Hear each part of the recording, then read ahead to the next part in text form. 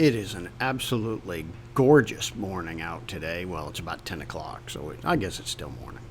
Uh, but there's no humidity. It's about 68 degrees down here in Florida, so it's absolutely gorgeous. And it's earlier than I usually do story time with Mojave, but Mojave insisted on coming out early because it's so nice out today. Here is Mojave out enjoying her day out when it's nice and no humidity and the sun's out. She can enjoy everything. Uh-oh, looks like she's on the hunt. Today I thought I would talk about Gunsmith School, Pennsylvania Gunsmith School, and the one who really made it great, who was Chief, who was the owner of Pennsylvania Gunsmith School. Excuse me. I think it was his uncle started Pennsylvania Gunsmith School, and Chief took over in the 70s. I think Chief took over, and I went in 84, 85. And Chief was just, between Chief and Mrs. Thacker, they were Pennsylvania Gunsmith School. And I've got a lot of love for both of them. Mrs. Thatcher took care of us. You know, she was mom. You know, if we had problems, she would try to help us out with them, which, you know, got me through Gunsmith School a couple of times. Chief was a character. He would, you know, he just kind of floated around the shop, helping anybody who needed help for whatever they needed doing. And one of probably my funniest memories of Chief, it was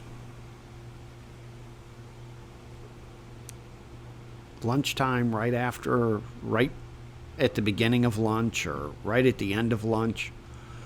I was one of the few people that had gotten back from lunch, and I was sitting there. And I was cleaning a gun, and I had a bottle of Hoppy's number 9 sitting there on my bench, opened, because I was using it. And Chief came walking by, didn't say a word. He took about 2 steps past me, stopped, backed up, picked up the bottle of Hoppy's number 9, put it up to his nose, just took a big old whiff, just set it back down, looked at me, and totally straight face, just said, "I love the smell of Hoppy's number 9," and walked off. I lost it. That was the funniest goddamn thing. The one day, at Gunsmith School, when you graduate, you get a certificate that says Master Gunsmith. And then one day, a couple of us were kind of sitting around talking, and Chief had joined the conversation. And we were talking about kind of what that meant. And Chief looked at us and he said, "Look, you know, the certificate says Master Gunsmith." He said, we give you a good base to start with. He said, if you really want to be a Master Gunsmith, truly, he said, go out, work for 20 years as a gunsmith after school. Then, when you've done that, then you can truly call yourself a Master Gunsmith, which I thought was kind of interesting. When I was at Gunsmith School, I believe it was my second stock project. I built a Mauser action 7mm .6 in a thumb hole stock, heavy barrel, and I had gotten all the inletting done. I had a lot of the stock shaped kind of how I wanted it. Had a beaver tail forend on it, and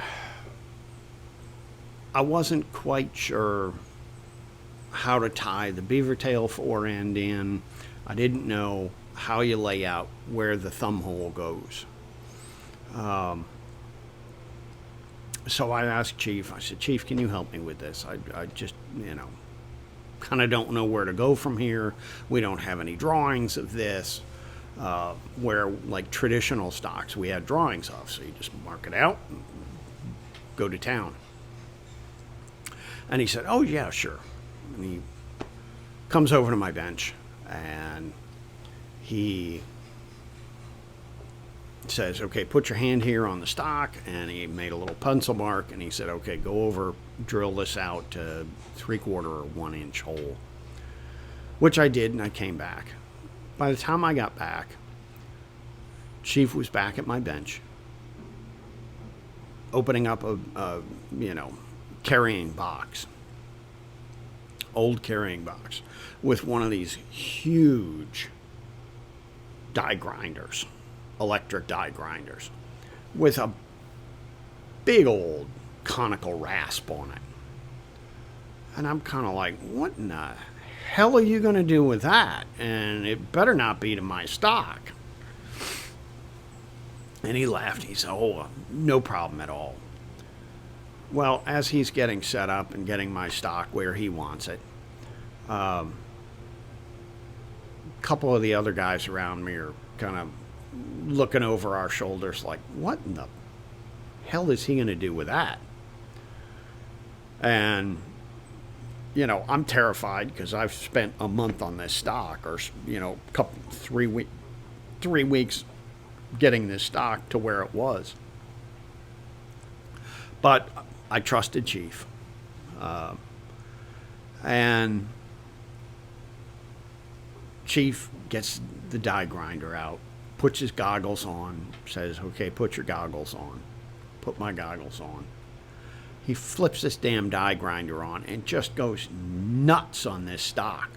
Just shavings and chips and sawdust flying everywhere, and I'm just totally freaking out. Oh my God, he's going to just grind my entire stock away.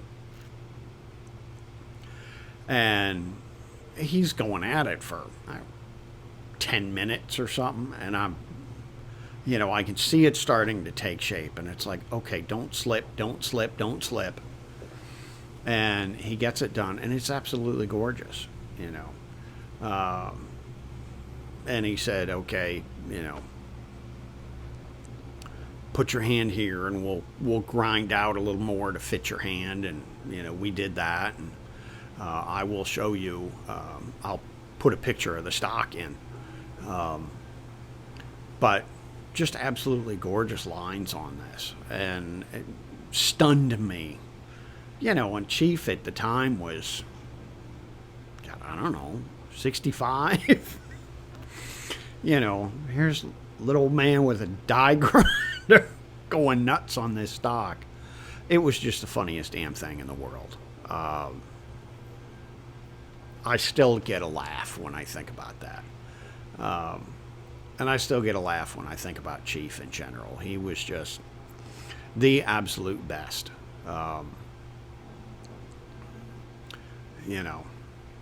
I hope you enjoyed this story. Mojave doesn't care. She's hunting now. Hunting little lizards, so she doesn't care what I say. You all have a nice day. Please leave comments if you like it. Like and subscribe to my channel. That would help me. You all have a nice day, and we'll catch you on the flip side. Whole stock that I made during Pennsylvania Gunsmith School that Chief helped me with. Long barrel. But here is the area that Chief helped me with. All this nice shaping in there. That is what he... See how pretty that turned out?